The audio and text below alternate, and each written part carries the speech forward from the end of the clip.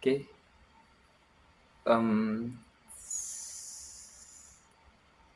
assalamualaikum warahmatullahi wabarakatuh. Salam Om Swastiastu, Namo Buddhaya, salam kebajikan. Jadi di sini perkenalkan nama saya Hasbi Sidiki. Saya merupakan mahasiswa agribisnis angkatan 2023,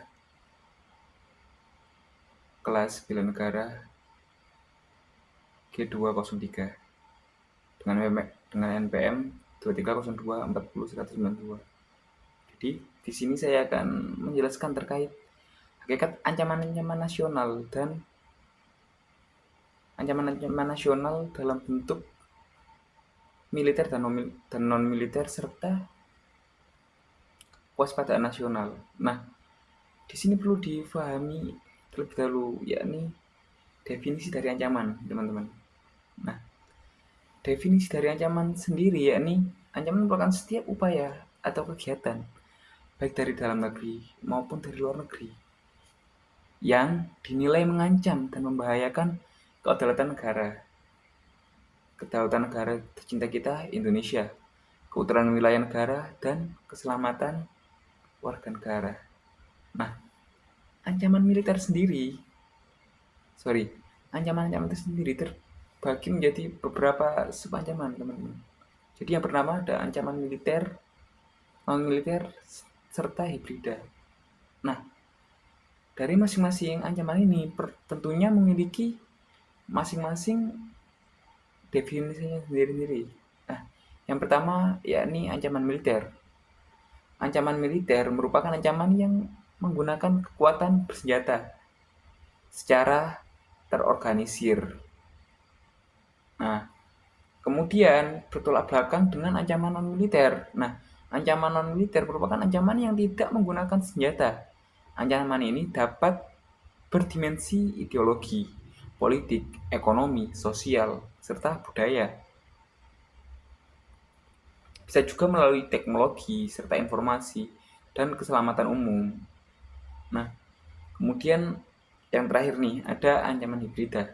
Nah, ancaman hibrida merupakan ancaman yang menggabungkan cara militer dan non-militer, serta cara terselubung dan terbuka. Ancaman ini bertujuan untuk melemahkan target, seperti negara atau lembaga, dengan berbagai cara yang seringkali dikombinasikan.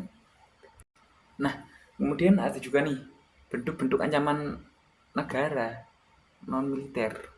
Nah, ada dua ancaman yang dalam lingkup ancaman non-militer. Yang pertama ancaman secara langsung dan ancaman secara tidak langsung. Nah, contoh-contoh dari ancaman secara langsung ini apa aja sih? Nah, yang pertama ada kejahatan transnasional, pencucian uang, perdagangan obat-obatan terlarang, kemudian terorisme, sabotase, penculikan, separatisme, konflik antar suku atau golongan, pemberontakan, dan krisis kesehatan global. Nah, ini ancaman yang secara langsung. Adapun ancaman yang secara tidak langsung. Nah, ancaman yang secara tidak langsung ini ada beberapa. Contohnya ancaman ekonomi. Ancaman untuk ekonomi sendiri ya contohnya terjadinya inflasi, ketergantungan terhadap pihak asing, krisis ekonomi serta resesi ekonomi. Kemudian ancaman ideologi.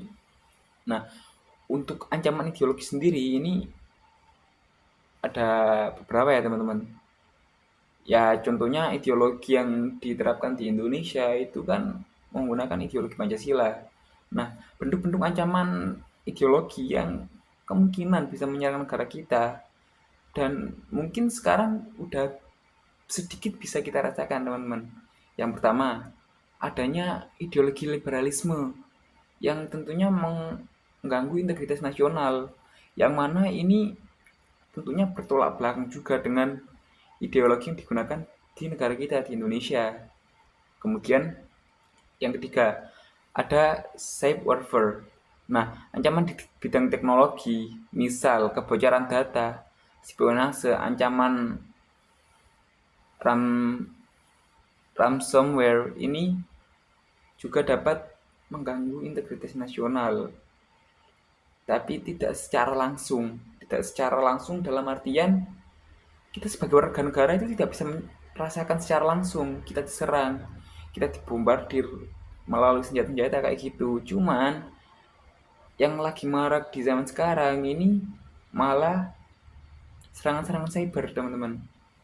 Nah, sehingga belakangan ini PR besar bagi pemerintah Indonesia ini meningkatkan keamanan terhadap ketahanan cyber kita. Informasi-informasi yang ada di Indonesia, data-data ini bisa diretas, diserang, dan dipersalahgunakan. Kemudian yang terakhir ada sosial budaya. Nah, ini yang sudah sering kali kita lihat, kita rasakan, dan mungkin dari kita juga udah agak merasakan ancaman-ancaman yang berbau sosial dan budaya. Contohnya ya dari segi kita berpakaian, berpenampilan, pergaulan kita ini di zaman sekarang sudah banyak dipengaruhi oleh budaya-budaya asing, budaya-budaya barat yang dirasa tidak relevan dengan budaya kita. Nah, sebenarnya sah-sah saja kita berpakaian ataupun berpenampilan seperti orang-orang barat atau orang-orang di luar negeri. Cuman yang menjadi catatan penting di sini, kita bisa menfilter, mensaring apa yang bisa kita lakukan, apa yang bisa kita pakai, apa yang bisa kita tampilkan, dan apa yang tidak pantas ditampilkan. Nah, ini tentunya menjadi PR kita tersendiri dan juga untuk membentengi diri kita agar tidak terlalu terjerumus dalam maraknya ancaman sosial dan budaya ini, teman-teman. Nah, kemudian ada perbandingan antara karakteristik ancaman militer dan karakteristik ancaman non-militer. Nah, untuk karakteristik ancaman militer sendiri, yang pertama yakni adanya kekerasan fisik, skala besar, visibilitas yang tinggi, kemudian penggunaan kekuatan yang bersenjata, bentuk yang terlihat dan terukur. Nah, sedangkan untuk ancaman-ancaman yang non-militer ini memiliki karakteristik yang diantaranya tidak menggunakan kekuatan senjata. Yang pertama, kemudian multidimensi, kemudian sulit dideteksi. Nah, sulit dideteksi ini seperti ancaman cyber tadi yang udah sedikit saya jelaskan. Nah, untuk ancaman cyber sendiri ini kan sulit dideteksi, sehingga pemerintah belakangan ini meningkatkan keamanan terhadap ketahanan cyber kita di negara Indonesia. Nah, ya secara kasar perbandingan antara karakteristik ancaman militer dan non militer ini dari bentuk serangannya dan juga yang kita rasakan. Intinya yang militer ini bisa kita rasakan secara langsung, kita diserang menggunakan alat bersenjata. Sedangkan untuk ancaman non militer ini menggunakan teknologi kayak gitu-gitu yang mungkin tidak bisa kita rasakan secara fisik gitu. Cuman hal ini juga dapat menimbulkan kerugian serta integritas yang bakal terganggu. Nah, tentunya dalam menghadapi ancaman-ancaman yang ada di negara kita, baik ancaman militer, non-militer, serta hibrida, ini perlu adanya partisipasi dari semua pihak, tidak hanya pemerintah. Kita sebagai rakyat, kita mahasiswa, kita apapun profesinya, itu mempunyai dan wajib untuk mengambil peran dalam penanggulangan ancaman militer, non-militer, ataupun hibrida ini. Nah, yang pertama, ada peran pemerintah. Peran pemerintah yang pertama yakni penerapan kebijakan. Tentunya yang menerapkan kebijakan, yang mengatur kebijakan itu dari pemerintah. Nah, pemerintah harus bertanggung jawab mengatasi masalah baik secara militer maupun non-militer. Kemudian, pemerintah juga harus melakukan pelatihan dan pendidikan terhadap masyarakat secara luas. Nah, gunanya pelatihan dan pendidikan ini untuk menyiapkan masyarakat agar dapat mampu dan siap menghadapi ancaman-ancaman yang mungkin nantinya bakal terjadi di Indonesia gitu. Kemudian adanya kerjasama dengan masyarakat, antara pemerintah dengan masyarakat. Nah, masyarakat serta pemerintah harus kerjasama dan membangun kepercayaan agar mampu menghadapi ancaman tersebut, karena ancaman nasional itu bukan hanya ancaman buat pemerintah, tapi bagi kita juga, bagi warga Indonesia, bagi rakyat Indonesia yang hidup terbesar di negeri ini, gitu teman-teman. Nah, kemudian ada lagi peran dari masyarakat. Nah, masyarakat emang bisa ambil peran dalam menanggulangi ancaman. Nah, bisa banget teman-teman. Nah, yang pertama, peningkatan kesadaran dan kedisiplinan. Masyarakat harus meningkatkan kesadaran dan kedisiplinan, mengikuti arahan dan protokol dari pemerintah. Nah, pemerintah udah mengedukasi, udah memberikan pendidikan, pelatihan.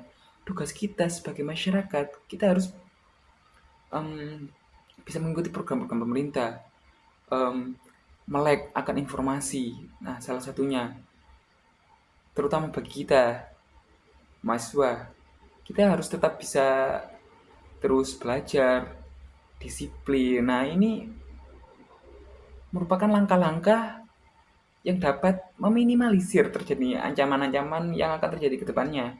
Karena ancaman-ancaman, terutama ancaman non-militer ini kebanyakan tidak dapat ditanggulangi karena ketidaktahuan dan kurangnya kesadaran dari masyarakat, teman-teman.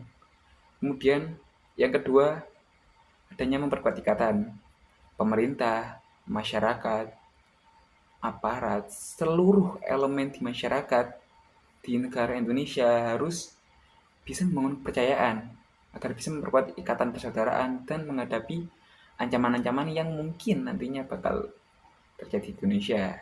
Nah, kemudian ada deteksi dini. Nah, apa sih deteksi dini? Nah, peran paling penting masyarakat adalah mendeteksi tanda ancaman sejak dini agar bisa menginformasikan pihak berwenang. Jadi, nggak harus kok yang menyampaikan informasi terhadap adanya indikasi ancaman itu dari pemerintah. Mungkin dari kita, dari masyarakat, dari teman-teman yang mungkin melek akan IT, paham akan dunia IT, ini bisa menginformasikan semisal adanya indikasi terkait kurangnya keamanan cyber Indonesia, adanya peluang diretasnya oleh anonim-anonim yang mungkin dapat merugikan negara kita, sehingga tidak hanya pemerintah, kita sebagai masyarakat harus selalu waspada, harus selalu em, peka terhadap ancaman-ancaman yang mungkin ada. Semisal kita udah tahu nih ada indikasi bakal akan adanya serangan, kita bisa langsung lapor ke pihak berwenang, lapor ke teman-teman, lapor ke masyarakat, sehingga informasi akan ancaman ini bisa langsung tersampaikan gitu teman-teman.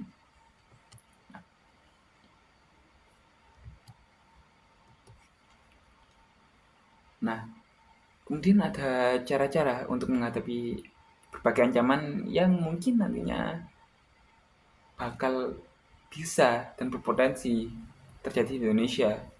Nah, yang pertama untuk menghadapi ancaman-ancaman militer. Nah, untuk menghadapi ancaman-ancaman militer sendiri, yakni ada 4 cara, yakni salah satunya meningkatkan kesiapan militer. Kemudian diplomasi dan pencegahan konflik. Ini dilakukan pemerintah kepada negara-negara lain sehingga Indonesia memiliki terkoneksi dengan negara-negara lain, sehingga ketika Indonesia mengalami serangan-serangan militer, Indonesia memiliki memiliki komunitas, organisasi yang dapat membantu Indonesia dalam keadaan krisis-krisis ini. Nah, kemudian yang ketiga ya ini pendidikan dan kewaspadaan publik. Ini tentunya tidak hanya peran dari pemerintah, peran kita sebagai masyarakat juga diperlukan ketika di sini. Kemudian yang nomor 4 artinya peningkatan riset dan pengembangan pertahanan. Nah, ini tentunya yang harus secara masif dilakukan oleh pemerintah. Nah, kan kita sekarang nggak lagi diserang. Sekarang kita nggak diserang, kita nggak tahu 10, 20, atau beberapa puluh tahun ke depan Indonesia bakal kayak gimana. Sehingga riset dan pengembangan ini sangat diperlukan, terutama dalam hal pertahanan nasional, tidak hanya pertahanan secara fisik, namun juga pertahanan secara elektronik seperti cyber dan segala macam. Nah, kemudian ada cara menghadapi ancaman-ancaman non-militer. Nah, yang pertama ya ini pemeliharaan stabilitas sosial.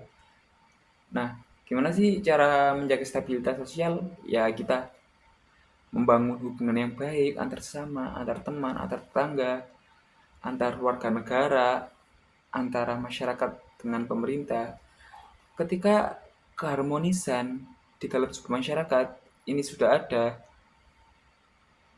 pastinya ketika kita menghadapi suatu isu, suatu permasalahan, ini akan lebih mudah untuk diselesaikan. Karena dengan keharmonisan ini, seluruh elemen dalam masyarakat, baik itu pemerintah, masyarakat, atau aparat, bisa bersatu padu dengan lebih mudah. Nah, kemudian ya ini yang kedua, penguatan kedaulatan ekonomi dan politik. Nah, peningkatan kedaulatan ekonomi dan politik ini ya semacam ekonomi Indonesia bisa stabil, gimana caranya ekonomi ini bisa ke arah yang lebih baik sehingga meminimalisir ancaman-ancaman non militer berupa resesi ekonomi, krisis ekonomi. Kemudian yang ketiga ya ini ada penguatan sistem keamanan siber. Nah, ini yang tadi udah beberapa kali saya jelaskan. Keamanan siber belakangan ini menjadi PR besar bagi pemerintah. Karena apa? Karena keamanan siber ini mencakup berbagai informasi, berbagai data yang akan sangat berbahaya ketika ini disalahgunakan, teman-teman. Nah, yang kemudian yang nomor 4, mengatasi korupsi dan ancaman internal. Nah, korupsi ini juga merupakan sebuah ancaman, teman-teman. Sehingga kasus-kasus korupsi, kasus kolusi, nepotisme terutama itu juga merupakan ancaman di internal di pemerintahan kita yang mungkin sampai saat ini masih belum ada cara yang lebih efisien untuk mengurangi praktik korupsi ini. Nah, ancaman-ancaman internal seperti ini dapat mengganggu kestabilan ekonomi, terus kestabilan sosial juga. Karena dengan adanya korupsi itu tentunya menimbulkan perpecahan antara masyarakat, pemerintah. Masyarakat nggak percaya sama pemerintah, pemerintah pun kayak gitu. Nggak bisa menemukan solusi yang konkret buat permasalahan korupsi ini yang mungkin sampai saat ini masih dirasa oleh masyarakat kurang sepadan dengan apa yang sudah dilakukan oleh yang melakukan praktik-praktik korupsi ini. Nah, yang kemudian ada yang terakhir yakni mengatasi ancaman hibrida. Nah, yang pertama ya ini ada mengatasi disinformasi dan propaganda. Nah, ini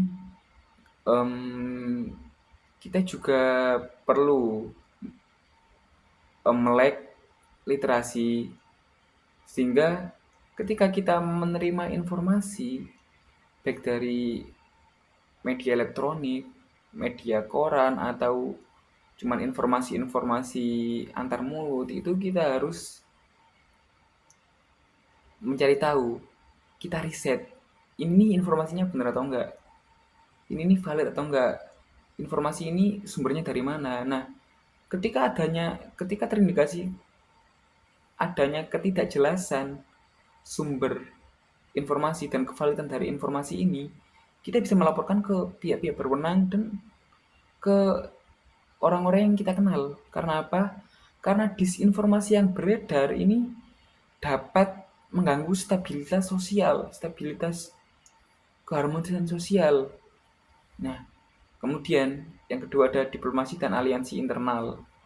Nah, ini bisa dilakukan oleh pemerintah untuk menjalin relasi, menjalin hubungan dengan negara-negara lain, bergabung organisasi, ya baik dari segi ekonomi, terus sosial, maupun politik. Tentunya Indonesia juga tidak mengurung diri untuk tidak berhubungan dengan negara luar.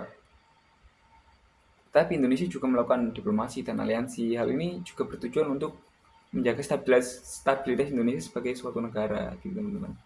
Kemudian yang nomor tiga, yakni adanya meningkatkan kesadaran publik tentang ancaman hibrida. Nah, jadi kita sebagai masyarakat juga perlu paham mengenai ancaman-ancaman hibrida yang em, mungkin bisa terjadi di Indonesia, sehingga ketika kita udah tahu nih ancaman-ancaman yang bisa saja menyerang Indonesia dan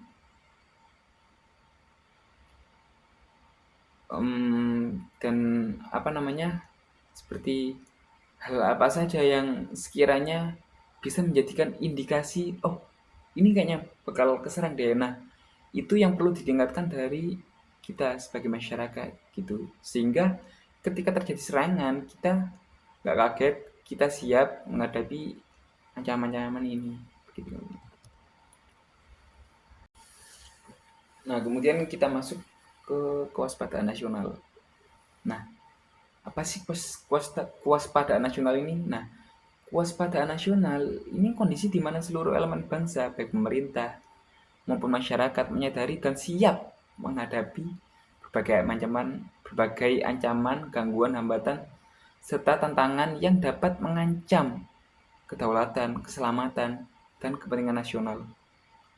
Kewaspadaan nasional mencakup berbagai aspek, mulai dari keamanan, ekonomi, politik, sosial, budaya, hingga pertahanan, yang semuanya bekerja untuk menjaga stabilitas dan integritas negara. Nah, fungsi dari kewaspadaan nasional sendiri ya ini ada tiga teman-teman. Yakni yang pertama, perlindungan terhadap kedaulatan negara, deteksi dan pencegahan ancaman dini, dan yang terakhir, perlindungan terhadap ekonomi dan sumber daya nasional. Oke, nah kita masuk ke studi kasus militer. Nah, studi kasus ancaman militer yang pertama yakni serangan OPM di Pegunungan Bintang. Nah, serangan OPM ini di wilayah Pegunungan Bintang, Papua. Dalam kasus itu, kelompok OPM menargetkan warga pendatang yang hanya bisa pasrah menunggu untuk dievakuasi oleh pihak berwenang. Konflik bersenjata antara OPM dan pemerintah Indonesia di Papua telah berlangsung cukup lama, teman-teman. Dengan tuntutan OPM untuk kemerdekaan Papua. Akibat konflik ini, warga sipil, khususnya pendatang, sering menjadi korban kekerasan dan merasa terjebak di tengah situasi yang berbahaya ini. Nah, ancaman-ancaman seperti ini itu tentunya dapat mengganggu integritas nasional, ingin memerdekakan Papua, sedangkan Papua sendiri merupakan bagian dari negara kita, negara Indonesia, teman-teman.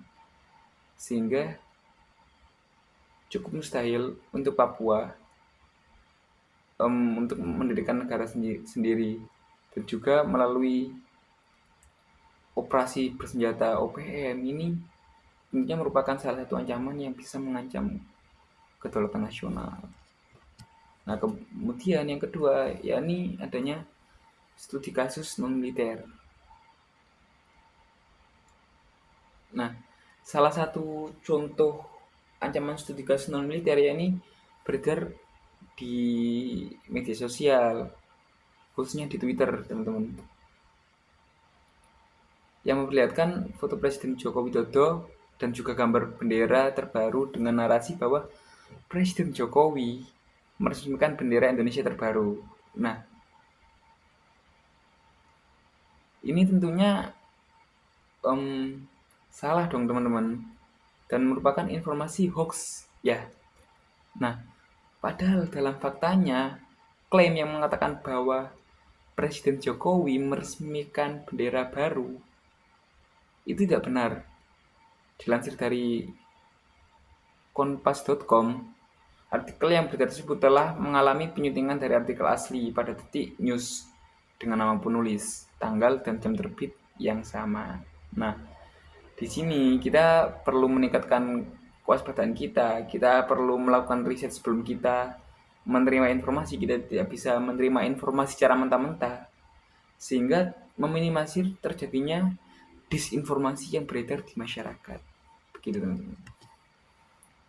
Nah, yang kemudian ini ada ancaman hibrida. Nah, pada artikel kompas.com tanggal 19 September 2024, hacker Bjorka. Nah, kita tentunya nggak asing nih sama Bjorka yang sempat rame di media sosial, di perbincangan di negara kita. Nah, Bjorka kembali membocorkan data 6 juta wajib pajak. Namun dilansir dari kompas.com, menurut Direktur Penyuluhan Pelayanan dan Hubungan Masyarakat DJP Kemenkeu Dwi Astuti mengatakan, pihaknya masih belum dapat mengkonfirmasi kebenaran informasi tersebut lantaran masih dilakukan pendalaman. Terkait dengan informasi kebocoran data yang beredar, saat ini tim teknis DJP sedang melakukan pendalaman. Jadi masih dikatakan berita ini masih simpang siur atau masih dalam penyelidikan. Nah, ketika kita dapat informasi-informasi seperti ini, kita nggak langsung menerima secara mentah-mentah. Kita harus melakukan riset. Ini nih, datanya valid nggak? Informasinya valid nggak? Sumber informasinya dari mana? Kita harus kritis terhadap hal ini, teman-teman. Karena itu tadi, ketika kita menerima informasi yang salah, kita menerima, kita menyampaikan. Nah, bahayanya ketika kita menyampaikan ini, teman-teman, akan banyak terjadi disinformasi yang bakal menyebar. Kita menyampaikan, orang yang kita sampaikan informasi tadi menyampaikan ke orang lain, sehingga bisa menyebar dengan mudah. Ditambah lagi di zaman sekarang, di era pesatnya teknologi, kita dengan mudah ngepost story, ngepost postingan, dan ketika hal-hal yang kita publikasikan ini tidak benar, tidak valid, tidak sesuai fakta dengan yang ada di lapangan, ini tentunya dapat menimbulkan disinformasi yang dapat mengganggu integritas nasional. Yang mungkin cukup itu yang dapat saya sampaikan terkait ancaman-ancaman nasional dan kewaspadaan nasional. Kurang lebihnya saya mohon maaf. Wabillahi taufiq wal hidayah. Assalamualaikum warahmatullahi wabarakatuh.